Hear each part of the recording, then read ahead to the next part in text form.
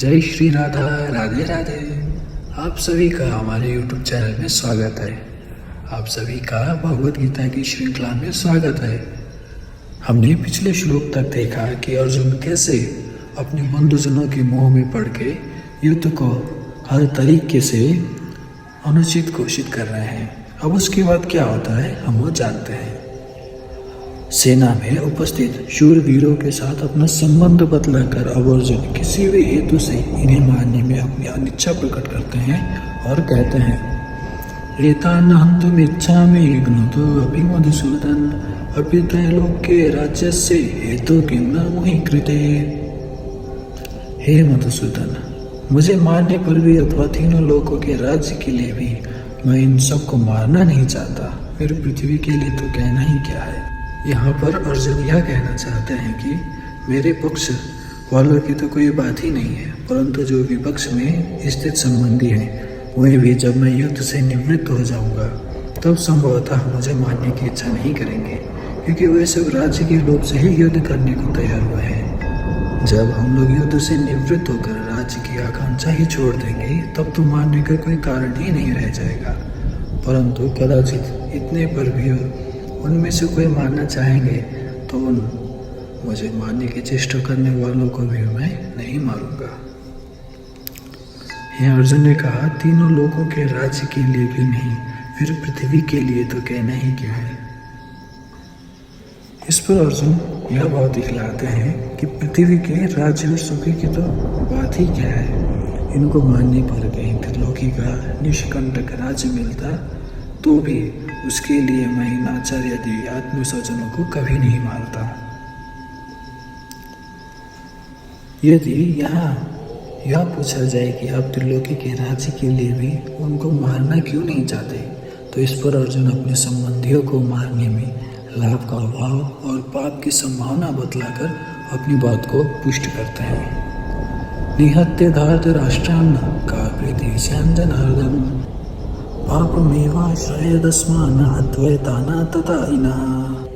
हे जनार्दन, धृतराष्ट्र के पुत्रों को मारकर हमें क्या प्रसन्नता होगी, इन आतताइयों को मारकर तो हमें पाप ही लगेगा। अर्जुन कहते हैं कि विपक्ष में स्थित इन धृतराष्ट्र पुत्रों को और उनके साथियों को मारने से इस लोक और परलोक में हमारे कुछ भी इष्ट सिद्धि नहीं होगी, और जब इच्छित वस्तु ही नहीं मिलेगी तब प्रसन्नता तो होगी ही कैसे। अतएव किसी दृष्टि से भी मैं इनको मारना नहीं चाहता। स्मृतिकारों के मत में आतताइयों को वध करना दोष नहीं माना गया है, और यह भी निर्विवाद सत्य है कि दुर्योधन आदि आतताई भी थे। परंतु कहीं स्मृतिकारों ने एक विशेष बात यह भी कही है कि जो अपने कुल का नाश करता है वह सबसे बढ़कर पापी है। स एव पापिष्ठतमो यह कुर्यात् कुलनाशिनम्। इन वाक्यों को सामान्य आज्ञा की अपेक्षा कहीं बलवान समझकर यहाँ अर्जुन यह कह रहे हैं कि धृतराष्ट्र के पुत्र आतताई होने पर भी जब हमारे कुटुंबी हैं तब इनको मारने में तो हमें पाप ही होगा और लाभ तो किसी प्रकार भी नहीं है। ऐसी अवस्था में मैं इन्हें मारना नहीं चाहता। अर्जुन ने इस अध्याय के अंत तक इसी बात का स्पष्टीकरण किया है। स्वजनों को मारना सब प्रकार से हानिकारक बतलाकर अब अर्जुन अपना मत प्रकट कर रहे हैं। तस्मान्नाहं वयं हन्तुं धार्तराष्ट्रान् स्वबन्धवान् स्वजनमें कथं हत्वा सुखिनः स्यात् माधव। अतएव हे माधव, अपने ही बांधव धृतराष्ट्र के पुत्रों को मारने के लिए हम योग्य नहीं हैं, क्योंकि अपने ही कुटुंबों को मारकर हम कैसे सुखी होंगे।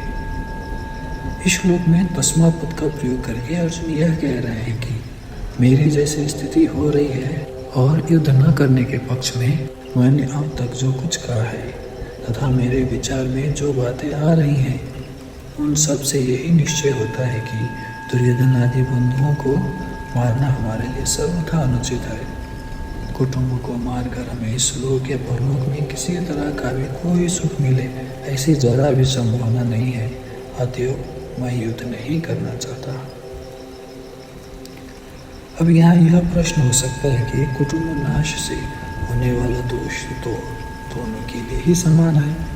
फिर यदि इस दोष पर विचार करके दुर्योधन आदि युद्ध से नहीं हटते तब तुम ही इतना विचार क्यों करती हो? अर्जुन 2 श्लोकों में इस प्रश्न का उत्तर देते हैं। यद्यपेतेन पश्यन्ति लोगोपहत चेतसः कुलक्षये कृतं दोषं मित्रद्रोहे च पातकम् कथं न ज्ञेयमस्माभिः पापादस्मान्निवर्तितुं कुलक्षये कृतं दोषं प्रपश्यत् वीरजनार्दन। यद्यपि लोभ से भ्रष्टचित हुए ये लोग कुल के नाश से उत्पन्न दोष को और मित्रों से विरोध करने में पाप को नहीं देखते, तो भी हे जनार्दन, कुल के नाश से उत्पन्न दोष को जानने वाले हम लोगों को इस पाप से हटने के लिए क्यों नहीं विचार करना चाहिए?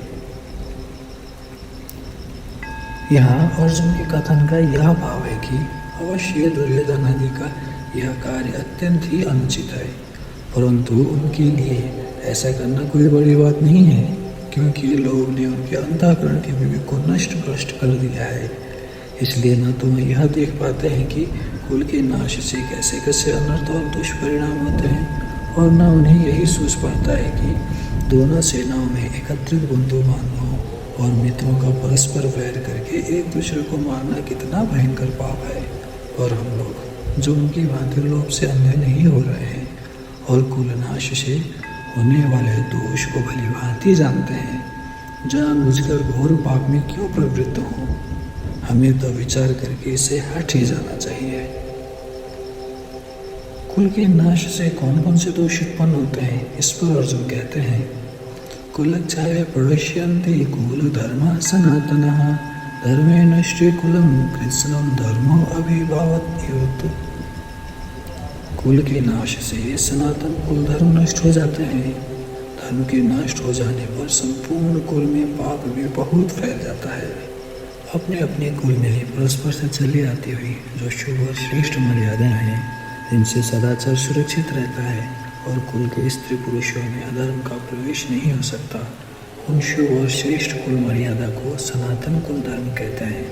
कुल के नाश से जब इन कुल धर्मों के जानने वाले और उनकी बनाए रखने वाले बड़े बड़े लोगों का अभाव हो जाता है, तब शेष बचे हुए बालकों और स्त्रियों में यह धर्म स्वाभाविक ही नहीं रहते। 5 कारण ऐसे हैं जिनके कारण मनुष्य अधर्म से बचता है और धर्म को सुरक्षित रखने में समर्थ होता है। ईश्वर का भय, शास्त्र का शासन, कुल मर्यादा के टूटने का डर, राज्य का कानून और शारीरिक तथा आर्थिक अनिष्ट की आशंका। इनमें ईश्वर और शास्त्र सर्वथा सत्य होने पर भी वे श्रद्धा पर निर्भर करते हैं, प्रत्यक्ष तो नहीं है। राज्य के कानून प्रजा के लिए ही प्रधानतः होते हैं।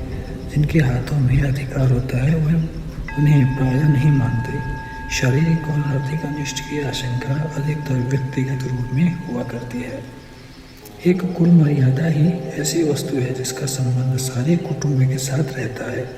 जिस समाज या कुल में परंपरा से चली आती हुई शुभ और श्रेष्ठ मर्यादाएं नष्ट हो जाती हैं, वह समाज या कुल बिना लगाम के मत वाले घोड़ों के समान यच्छेचाचारी हो जाता है। यच्छेचाचार किसी भी नियम को सहन नहीं कर सकता, वह मनुष्य को सर्वथा उच्छृंखल बना देता है। जिस समाज के मनुष्यों में इस प्रकार की उच्छृंखलता आ जाती है, उस समाज या कुल में स्वाभाविक ही सर्वत्र पाप छा जाता है। इस प्रकार जब समस्त कुल में पाप फैल जाता है, तब क्या होता है वो हम अपनी भगवद गीता श्रृंखला के अगले वीडियो में देखेंगे। इस वीडियो में इतना ही। जय श्री राधा, राधे राधे।